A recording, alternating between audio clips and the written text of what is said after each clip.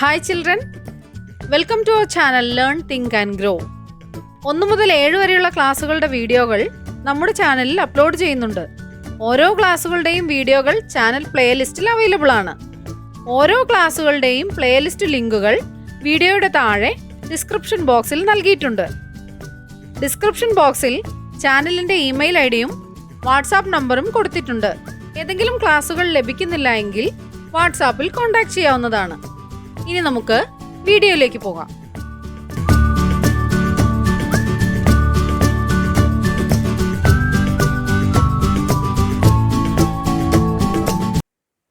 Unit 3, Man and Media. Children, look at the picture. What do these pictures tell us about? The evolution of mass media through various decades. തന്നിരിക്കുന്ന ഈ ചിത്രത്തിൽ നിന്ന് നിങ്ങൾക്ക് എന്താണ് മനസ്സിലാവുന്നത്? ബഹുജന മാധ്യമങ്ങളുടെ വികാസം, ദശാബ്ദങ്ങളായുള്ള അവയുടെ പരിണാമത്തെക്കുറിച്ചാണ് ഈ ചിത്രം നമ്മോട് പറയുന്നത്. Do you remember stories in which birds and animals carried messages? കൂട്ടുകാർ കഥകളിൽ കേട്ടിട്ടുണ്ടോ ബേർഡ്സും ആനിമൽസും എല്ലാം സന്ദേശവാഹകരായി പോകുന്നത്? How are messages conveyed nowadays? ഇപ്പോഴത്തെ കാലത്ത് നാം എങ്ങനെയാണ് സന്ദേശങ്ങൾ അയക്കുന്നത്? Messages are conveyed through email, SMS and mobile phones. Here is a passage that shows the evolution of messages. Evolution, പരിണാമം, വികാസം. Let us read the story of messages. Nowadays, when we want to communicate, we either email a person or send an SMS. Everything happens by the clicking of a mouse or the pressing of a few buttons. It was not so in the near past. Most people wrote letters, put them in an envelope, got them stamped, dropped them in a post box, and waited patiently to hear from the other person. ഇന്നത്തെ കാലത്ത് നമുക്കൊരു വ്യക്തിയുമായി ആശയവിനിമയം നടത്തണമെങ്കിൽ ഒന്നുകിൽ email അയക്കുകയോ അല്ലെങ്കിൽ SMS അയക്കുകയോ ചെയ്യും. എല്ലാം ഒരു മൗസ് ക്ലിക്ക് അല്ലെങ്കിൽ കുറച്ച് ബട്ടൺസ് ക്ലിക്ക് ചെയ്യുന്നതിലൂടെ സാധ്യമാകുന്നു. സമീപകാലത്ത് അങ്ങനെ ആയിരുന്നില്ല. ആളുകൾ കത്തുകൾ എഴുതുമായിരുന്നു. അത് കവറിലിട്ട് സ്റ്റാമ്പ് ഒട്ടിച്ച് പോസ്റ്റ് ബോക്സിൽ നിക്ഷേപിക്കും. എന്നിട്ട് അതിനു മറുപടിക്കായി ക്ഷമയോടെ കാത്തിരിക്കും. Way back in the 1850s, letters went on horseback from the east to the west of America. One freight company decided to speed things up by hiring 80 men to take the mail to the west on horseback. 1850കളിൽ കുതിരപ്പുറത്താണ് കത്തുകൾ ഒരു സ്ഥലത്തു നിന്ന് മറ്റൊരു സ്ഥലത്തേക്ക് എത്തിച്ചുകൊണ്ടിരുന്നത്. കിഴക്കൻ അമേരിക്കയിൽ നിന്ന് അമേരിക്കയുടെ പടിഞ്ഞാറ് ഭാഗത്തേക്ക് എത്തിച്ചുകൊണ്ടിരുന്നു. കാര്യങ്ങളെല്ലാം ഒന്നുകൂടി വേഗത്തിലാക്കാൻ ഒരു ചരക്കു കമ്പനി തീരുമാനിച്ചു. അതിനായി 80 ആളുകളെ നിയമിച്ചു. കുതിരപ്പുറത്ത് അമേരിക്കയുടെ പടിഞ്ഞാറ് ഭാഗത്തേക്ക് മെയിലെത്തിക്കണം. In 1860, the Pony Express was formed. The riders for the Pony Express were chosen for their lightweight as well as their riding ability. Most of them were young boys. The route they undertook was a rugged one. It went from St. Joseph, Missouri to Sacramento, California, a distance of over 1,800 miles. Each rider rode a total of 75 miles, changing ponies at different stations. 1860-ൽ Pony Express നിലവിൽ വന്നു. അവർക്ക് റൈഡേഴ്സിനെ ആവശ്യമുണ്ട്. എങ്ങനെയാണ് അവർ തിരഞ്ഞെടുത്തിരുന്നത്? ഭാരം കുറഞ്ഞവരെയും അവരുടെ സവാരി ചെയ്യാനുള്ള കഴിവിനുമനുസരിച്ച് പോണി എക്സ്പ്രസിലേക്കുള്ള റൈഡേഴ്സിനെ അവർ തിരഞ്ഞെടുത്തു. അവരിൽ കൂടുതലും യങ് ബോയ്സ് ആയിരുന്നു. പരുക്കൻ വഴികളിലൂടെയായിരുന്നു അവർ പോയിരുന്നത്. സെന്റ് ജോസഫ് മിസോറിയിൽ നിന്ന് സക്രാമെന്റോ കാലിഫോർണിയ വരെ 1800 മൈൽ ദൂരമായിരുന്നു സഞ്ചരിക്കേണ്ടിയിരുന്നത്. ഓരോ റൈഡറും 75 മൈലോളം സഞ്ചരിക്കണമായിരുന്നു. ഓരോ സ്ഥലത്തെത്തുമ്പോഴും കുതിരകളെ മാറ്റിയിരുന്നു. The mail was carried in 4 leather boxes, which were attached to a special saddle blanket thrown over the saddle. The changing of ponies was done in 2 minutes. 4 leather ബോക്സുകളിലായിരുന്നു mail കൊണ്ടുപോയിരുന്നത്. അത് saddle ബ്ലാങ്കറ്റുമായി ബന്ധിപ്പിച്ചിരുന്നു. Saddle എന്നാൽ ചുമട്ടുമൃഗത്തിന്റെ മുതുകിലെ ചുമട് താങ്ങിയാണ് saddle എന്ന് പറയുന്നത്. അപ്പോൾ saddle ബ്ലാങ്കറ്റുമായി ബന്ധിപ്പിച്ചിരുന്നു 4 leather ബോക്സുകളും. 2 minute കൊണ്ടാണ് പോണീസിനെ മാറ്റിക്കൊണ്ടിരുന്നത്. The speed was a bonus because it cut the average delivery time from several weeks to about 10 days. The fastest trip was made in 7 days and 17 hours. This record was set by the rider carrying President Abraham Lincoln's first message to the US Congress. Speed ഒരു bonus ആയിരുന്നു. കാരണം ഇത് ശരാശരി delivery സമയം നിരവധി ആഴ്ചകളിൽ നിന്ന് ഏകദേശം 10 ദിവസമായി കുറച്ചു. അതിവേഗത്തിലുള്ള യാത്രകൾ 7 ദിവസവും 17 മണിക്കൂറിലുമായി നടത്തി. പ്രസിഡന്റ് എബ്രഹാം ലിങ്കന്റെ ആദ്യ സന്ദേശം അമേരിക്കൻ കോൺഗ്രസിന് എത്തിച്ച റൈഡറാണ് ഈ റെക്കോർഡ് സൃഷ്ടിച്ചത്. The poor riders had to ride through unknown terrains. Some routes exposed them to attacks from Red Indians and led them through dangerous territories. Newspaper advertisements for riders listed one important requirement: orphans preferred. Though exciting, the Pony Express was a short-lived experiment. It lasted for only 19 months. By then, there was a telegraph line from coast to coast. This was definitely a faster way of sending messages, but the invention of the radio brought in a great revolutionary change in the field of communication. പാവപ്പെട്ട റൈഡേഴ്സിന് അജ്ഞാത ഭൂപ്രദേശങ്ങളിലൂടെ സഞ്ചരിക്കേണ്ടി വന്നു.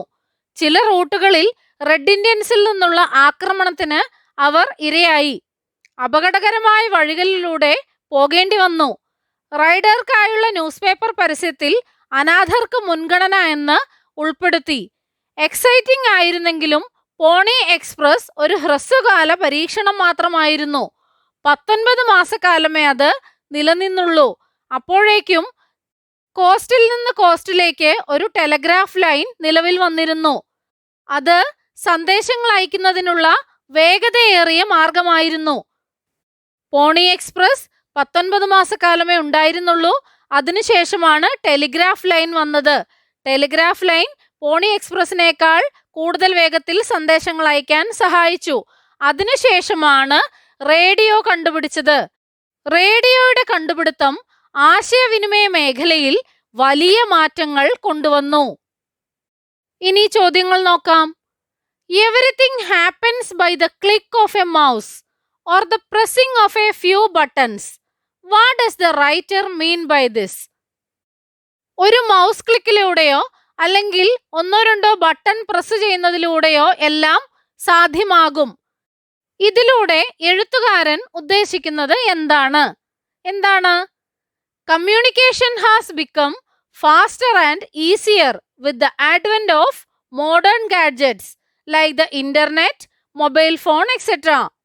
Internet, mobile phone തുടങ്ങിയ modern ഗാഡ്ജറ്റ്സിന്റെ സഹായത്തോടു കൂടെ communication എന്നത് ഏറ്റവും എളുപ്പവും വേഗതയേറിയതുമായി തീർന്നു എന്നാണ് ഇതിലൂടെ അർത്ഥമാക്കുന്നത്. Under what circumstance was the Pony Express formed? ഏത് സാഹചര്യത്തിലാണ് പോണി എക്സ്പ്രസ് ഫോം ചെയ്തത്?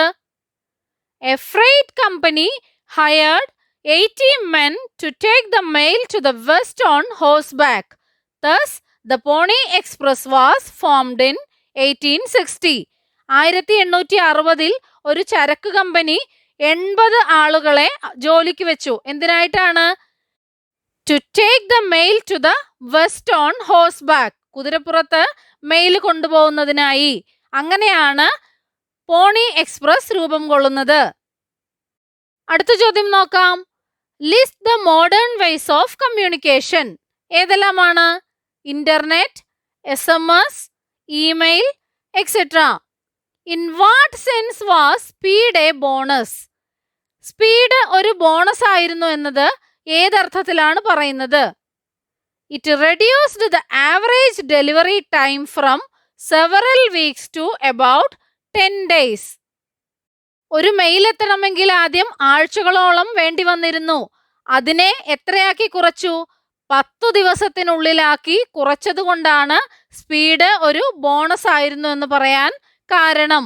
It reduced the average delivery time from several weeks to about 10 days. What were the difficulties experienced by the riders? റൈഡേഴ്സിന് അനുഭവപ്പെട്ട ബുദ്ധിമുട്ടുകൾ എന്തെല്ലാമായിരുന്നു? എന്തൊക്കെയായിരുന്നു?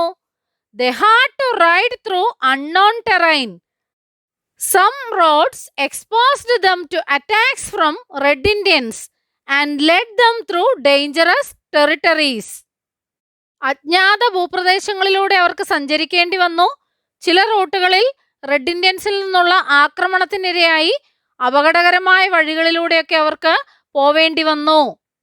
Why was the Pony Express a short-lived experiment? Pony express ഒരു ഹ്രസ്വകാല പരീക്ഷണമായി തീരാൻ കാരണം എന്താണ്?